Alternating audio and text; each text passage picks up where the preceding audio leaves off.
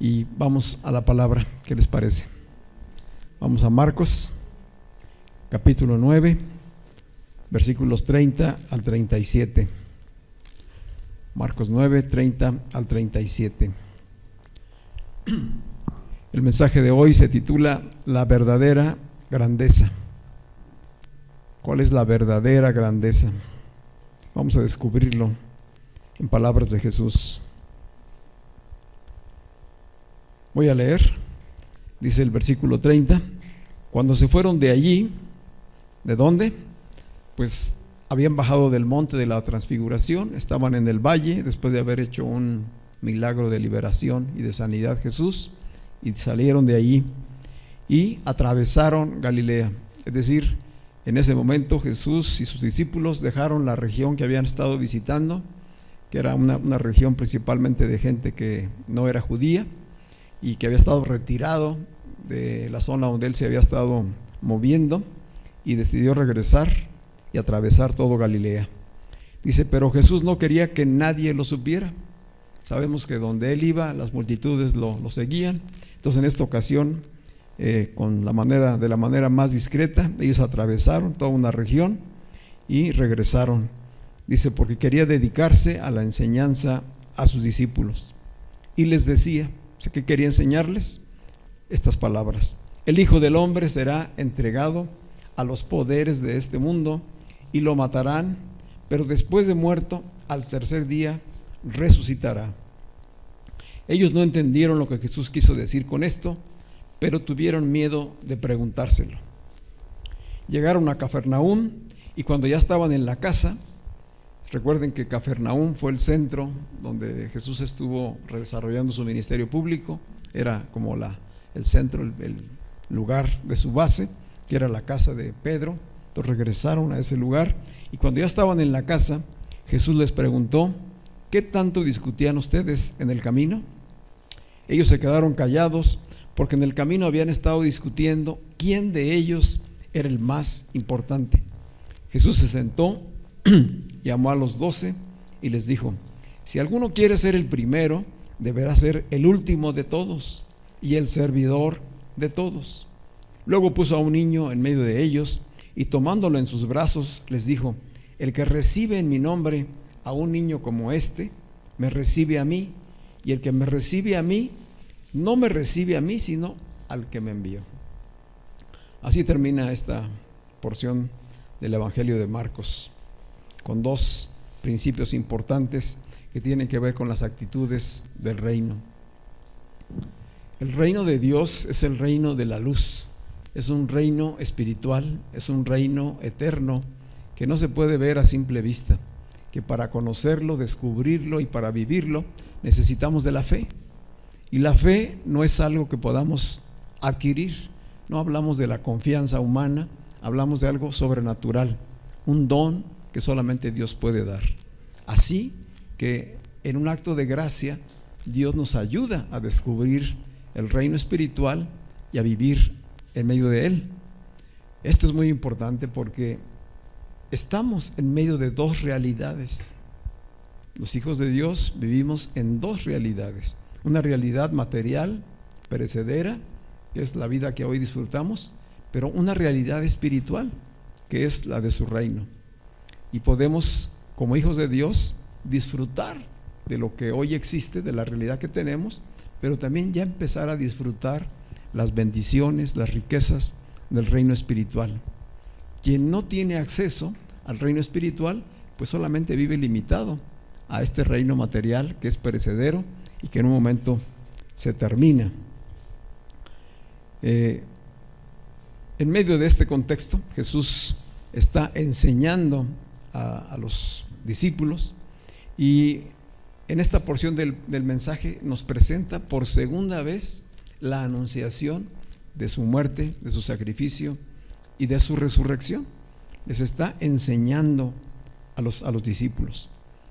Él ha decidido regresar a Cafarnaúm y dedicar este tiempo especial a ellos. Había una preocupación importante en Jesús porque sus discípulos aprendieran, entendieran qué significaba este anuncio. La primera vez que les dio el anuncio Ellos se estremecieron, se asustaron y no comprendieron. Desde las primeras palabras que escucharon de que el Hijo del Hombre sería entregado y que sería muerto y que sería crucificado, ya desde ahí se bloquearon sus sentidos. Y cuando finalmente dijo y resucitará al tercer día, como que eso ya no lo oyeron o no entendían de qué se trataba y no quisieron ir más allá, se quedaron en el temor, en la angustia.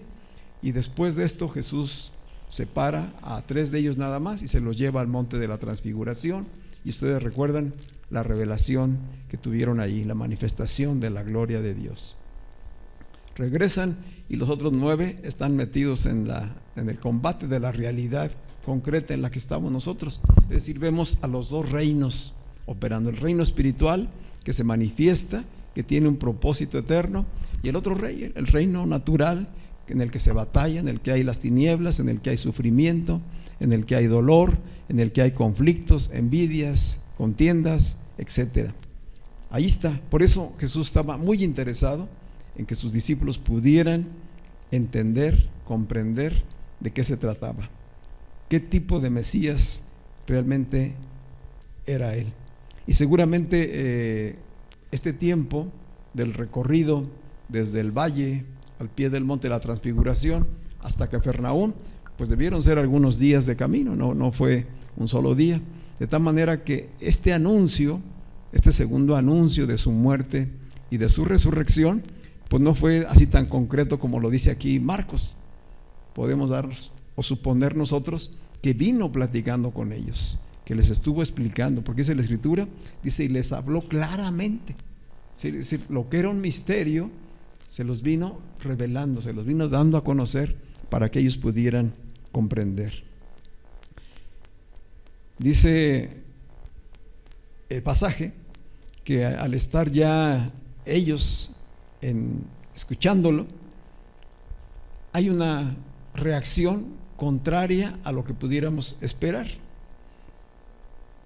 Dice, él estaba enseñando a sus discípulos y les volvió a decir: el Hijo del Hombre será entregado, etcétera. Dice, al tercer día resucitará. Pero dice el versículo 32, ellos no entendieron lo que Jesús quiso decir, pero tuvieron miedo de preguntárselo. Es decir, escucharon su explicación, pero tuvieron miedo de preguntar, de profundizar.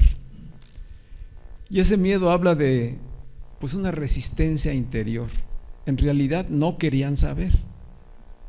Les generaba angustia pensar que habían tomado la decisión de seguir al Mesías, al Hijo de Dios, pensando, según ellos, en que este era el rey que venía a restaurar el reino de Israel, que venía a establecer y a liberarlos de los romanos y a volver a establecer un reino diferente, donde Israel sería la cabeza de las naciones y Jesús, el Mesías, estaría al frente gobernando con todos ellos. Esta era la idea que circulaba, que se conocía acerca del Mesías, acerca de la profecía. Entonces, cuando él comienza a anunciar un Mesías sufriente, un Mesías que va a pasar por dolor, que va a llegar incluso a la muerte, que va a estar en manos de sus adversarios, de sus enemigos, y que va a ser muerto y sepultado y que resucitaría, pues todo esto fue una confusión. En realidad ellos no quisieron preguntar porque no querían escuchar más allá. ¿Cuántas veces nos ha sucedido a nosotros que preferimos no saber más acerca de algún asunto, verdad?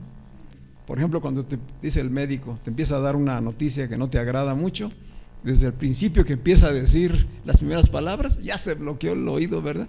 Y ya no escuchamos lo demás que dijo.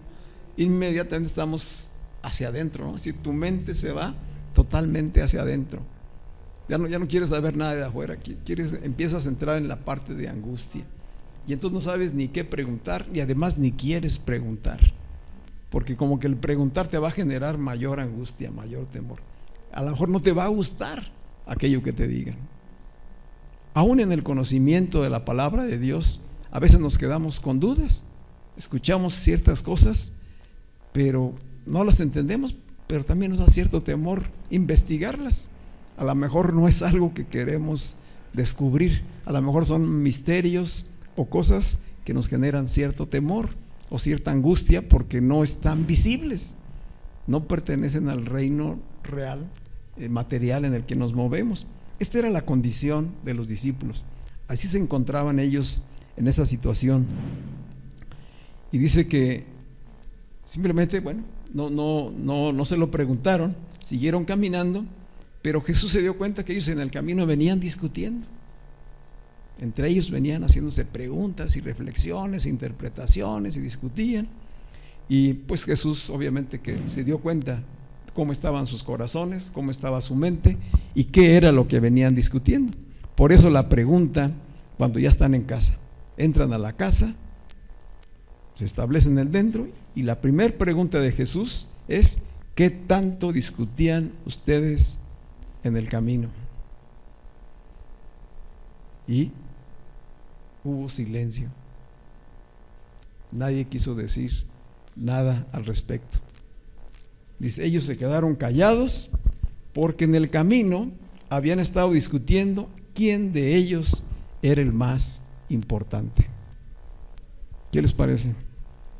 Jesús les está hablando de lo que viene: sufrimiento, muerte, abuso del poder de este mundo sobre su vida, explicándoles la realidad de lo que implica toda la misión de Jesús, y termina de decirles eso y ellos comienzan a discutir quién era el más importante. Jesús ha tomado la decisión de terminar su ministerio público. Aquí empieza ya su regreso hacia Jerusalén. Va a empezar a tomar el camino hacia Jerusalén, donde finalmente va a suceder todo lo que les está anunciando.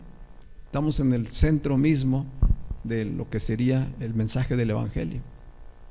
Y después de haberles explicado a ellos ya por segunda ocasión, ellos están pensando todavía en la otra imagen que tienen de Jesús como rey, de Jesús como heredero del linaje de David, el que va a tomar el trono en la ciudad de Jerusalén, del que va a poner un nuevo orden y que va a expulsar a los romanos. Ellos siguen pensando en eso.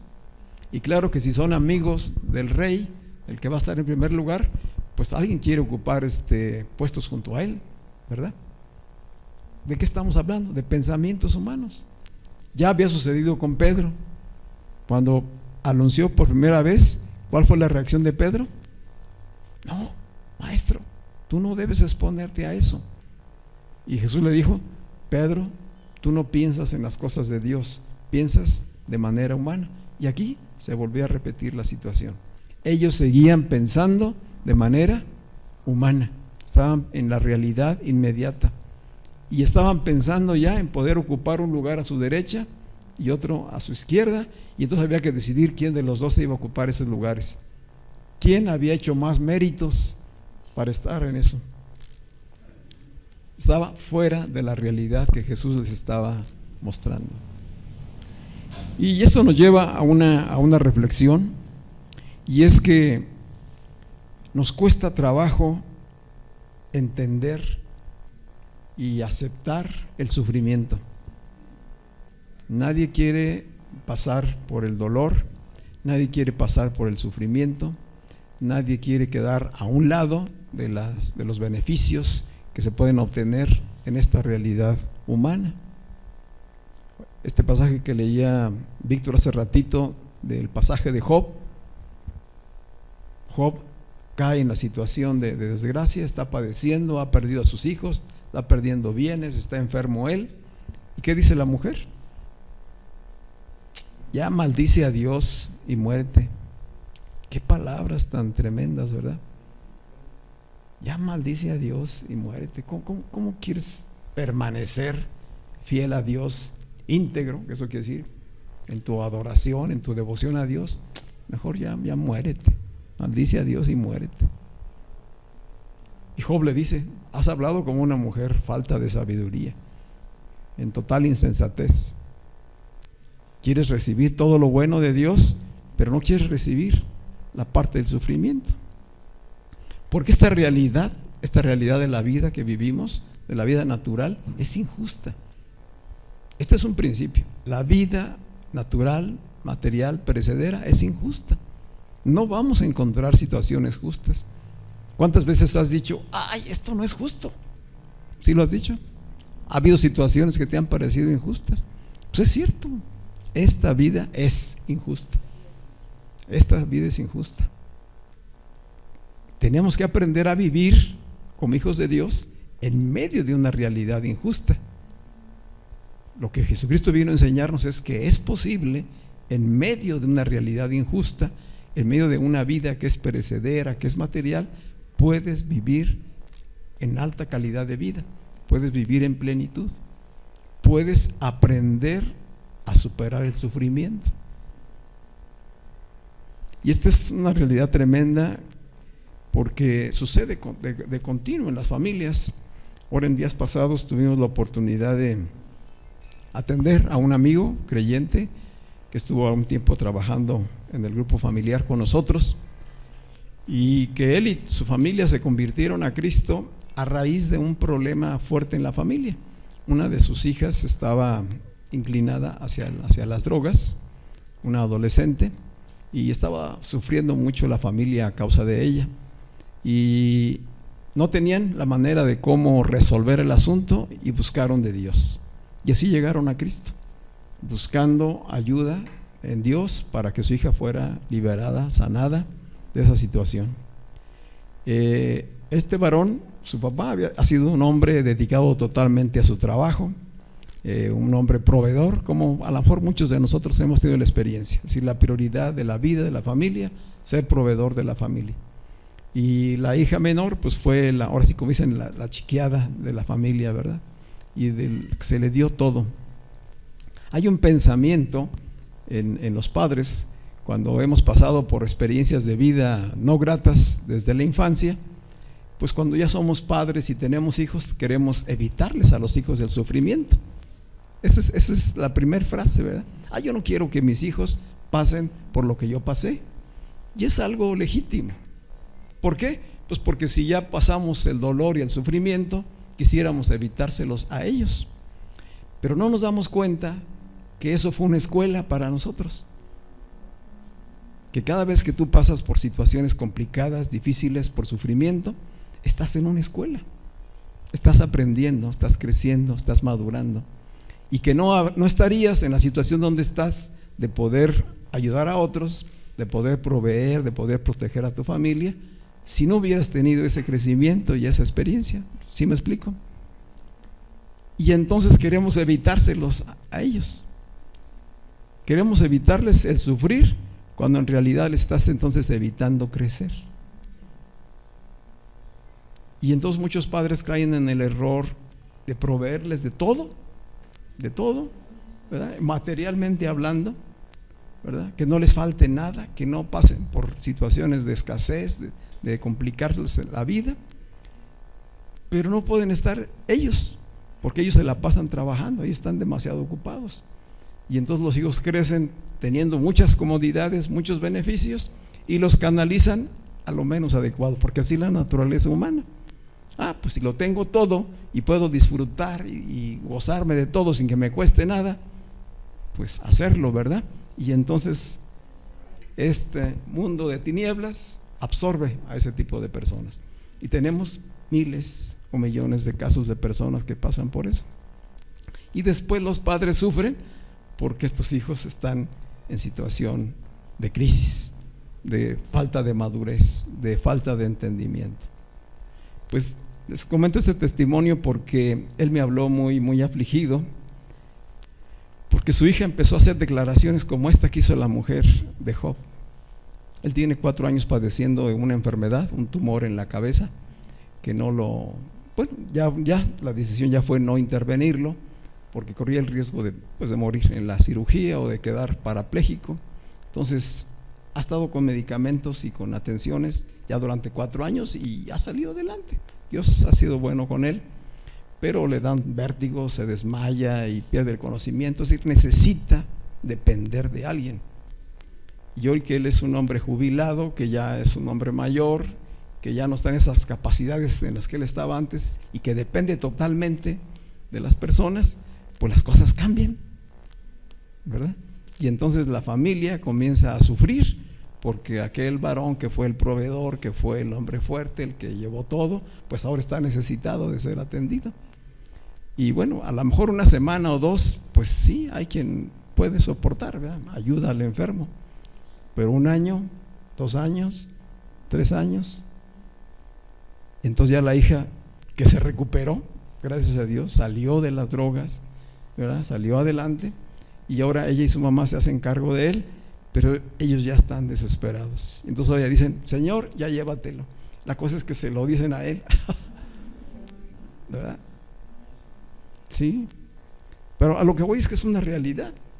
Es decir, la gente llega a un punto donde ya se cansó del sufrimiento, donde ya no ve más allá de su circunstancia, y se le hace fácil poder decir, ¿verdad? Oye, pues si estás sufriendo, mejor llévatelo, Señor. Dice: pero ¿dónde quedó el amor? ¿Dónde quedó el poder padecer juntamente con ellos? ¿Dónde quedó la gratitud por todo lo que se ha recibido hasta ese momento? Se olvida, ¿verdad? Entonces, este es el sentimiento de los mismos discípulos. ¿Cómo el Salvador, el Mesías, el Hijo de Dios, ha de ser maltratado, ha de ser herido, ha de ser muerto, sacrificado, si es el Salvador? ¿Cómo que el que vino a salvarnos, el que iba a ponernos en autoridad, en poder, en gobierno, ahora nos dice que va a padecer, que necesita de nosotros? En otras palabras, se están sintiendo demandados a ir con Jesús en ese trance. Es decir, la invitación de Jesús ya no es: vénganse, vamos a tomar el poder, vamos a tomar el reino. No, la invitación, ¿cuál es? Si alguno quiere venir en pos de mí, niéguese a sí mismo, tome su cruz y sígame. Y aquí viene la enseñanza. Tienes que estar dispuesto a sufrir, tienen que estar dispuestos a padecer conmigo. Sí va a haber premios, sí va a haber coronas, sí va a haber gobierno, pero en el reino del Espíritu, desde el Espíritu. La gloria, la bendición, la excelencia que van a recibir no es de este mundo, es superior a esto. Y antes tienen que hacer una misión muy importante en el mundo, y es dar a conocer la misión a la que yo vine. O sea, todo esto debe haber estado en las enseñanzas, pero para ellos es un shock. Para ellos es un shock. ¿Cómo que ahora soy demandado a darle, a acompañar, a sufrir con el que venía supuestamente a darme todo lo que yo había estado esperando de beneficios? Esa es la tendencia. Preferimos, obviamente, la comodidad, el confort, las bendiciones, y rechazamos todo lo que tenga que ver con sufrimiento, con dolor, con muerte, con incomodidades. Esta es la realidad. Y así que hoy podemos nosotros reconocer que tú y yo no somos diferentes a ellos. Es decir, más que criticar la actitud de los discípulos, hoy pudiéramos revisarlo nosotros y decir: pues es cierto, si en algún momento hemos sido a lo mejor demandados, a lo mejor en algún momento tuviste que atender a alguien enfermo en tu familia, a lo mejor has sido exigido en algún momento a dar de ti, y mientras esta situación se prolonga, pues vienen mucho tipo de pensamientos y de sentimientos y emociones que requieren después sanidad en tu alma para entender el propósito de Dios, cómo Dios trabaja en medio de situaciones tan adversas como esas. ¿Qué quiere Dios enseñarte a través de esa escuela? Porque Dios lo permite, Él lo permite. Quiere que crezcas, quiere que madures, quiere que sea transformado. ¿Por qué? Porque vas a cumplir un propósito y una misión que Dios tiene para ti. Pero cuesta trabajo y genera temor y genera angustia, y precisamente por eso mejor no querían preguntarle. Y entonces tienden a evadirse y a mejor a discutir entre ellos. Bueno, ¿qué tal si Jesús nada más nos está diciendo esto así como que para que no nos creamos mucho, pero en realidad vamos a ir a tomar el poder a Jerusalén? Y entonces, ¿quién va a ser? ¿Pedro? ¿O va a ser Juan? ¿O quién es el que se va a poner a su derecha? Y recuerden que esto no sucedió una sola vez.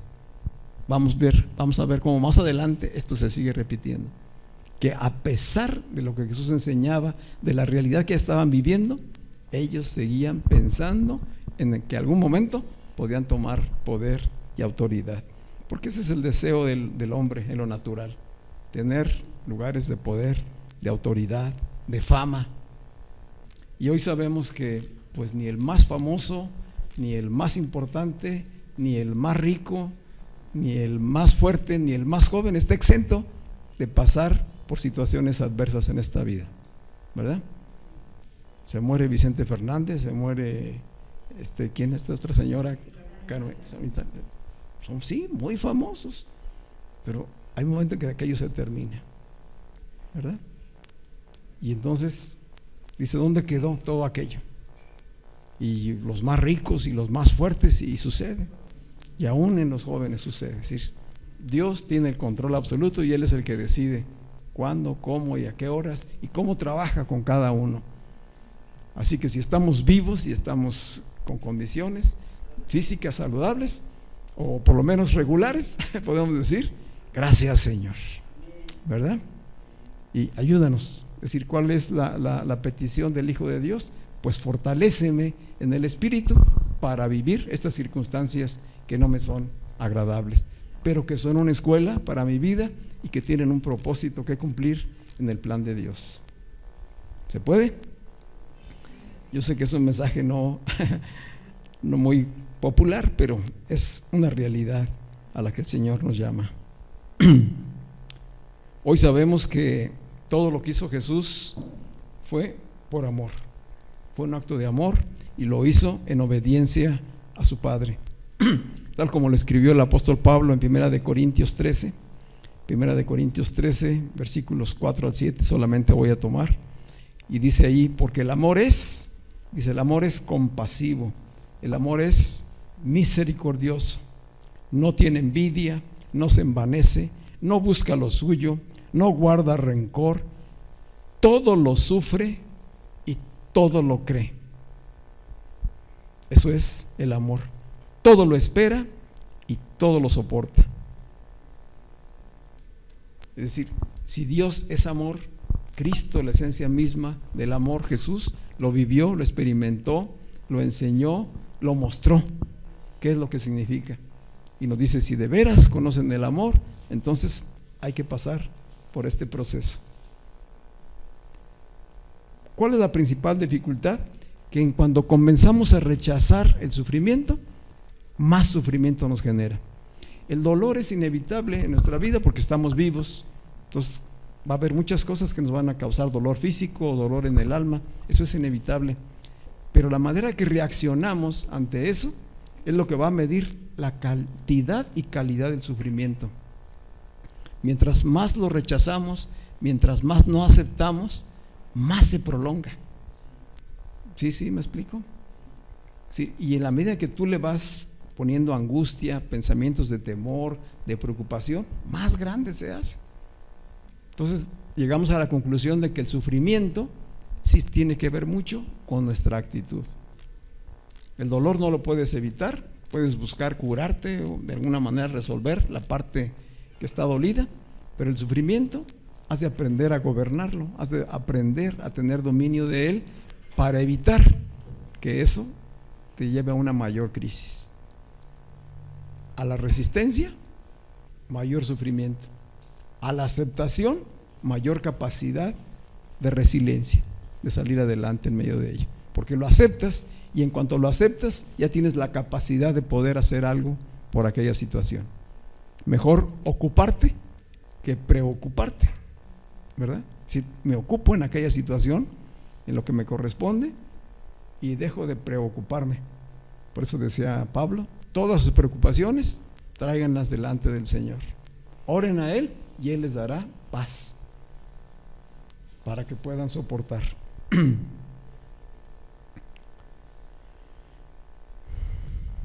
Así que hoy esta primera parte nos lleva a reflexionar, pues, que seguramente hemos pasado por experiencias de sufrimiento, que si no las hemos pasado, es muy probable que estén delante de nosotros, pero que en todas ellas el Señor está con nosotros, está en nosotros, con nosotros, que Él lo padeció y que quiere que aprendamos de ello, que quiere que crezcamos en medio de esas circunstancias, y que es bueno revisar cada día, pues, cuánto hacemos en beneficio de los demás, no buscando nuestro propio beneficio. En realidad, muchas de las acciones que se hacen para bendecir, para proteger a los propios hijos del sufrimiento, en realidad es una autoprotección. Es decir, yo ya no quiero, si yo ya sufrí, ya no quiero sufrir viendo sufrir a mi hijo. Entonces, ¿qué quiero? ¿Que no sufra él o no quiero sufrir por él? ¿Verdad? O sea, en el final de los casos, estoy autoprotegiéndome y entonces empiezo a actuar de una manera incorrecta. Cuando es entender cuál es mi papel y cuál es la experiencia de vida a la que está llamado el hijo o la hija.